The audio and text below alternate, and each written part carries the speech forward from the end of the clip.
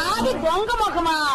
మీది దొంగ ముఖం, మీ అత్తది దొంగ ముఖం, మీ అమ్మది దొంగ ముఖం, మీ కుటుంబం అందరిది దొంగ ముఖం. మీ అమ్మ కడుపు మాడ మీ నోరు పడిపోను. నాది దొంగ ముఖమా?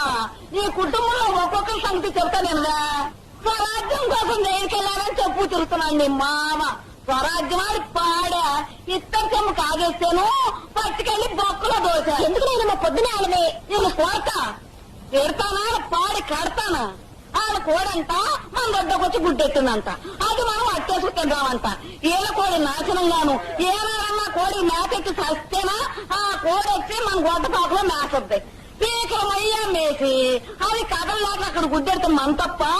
ఈసారి ఆ కోడి రాని దాన్ని కోసి పోలేరమ్మ తల్లికి నైవేద్యం పెట్టకపోతే నా పేరు పాడి సుందరమ్మే కాదు. ఊరుకోనైనా నేను నోరు అంటుంటా, అడ్డమైన వాళ్ళు వాగుతుంటే నన్ను ఊరుకోమ.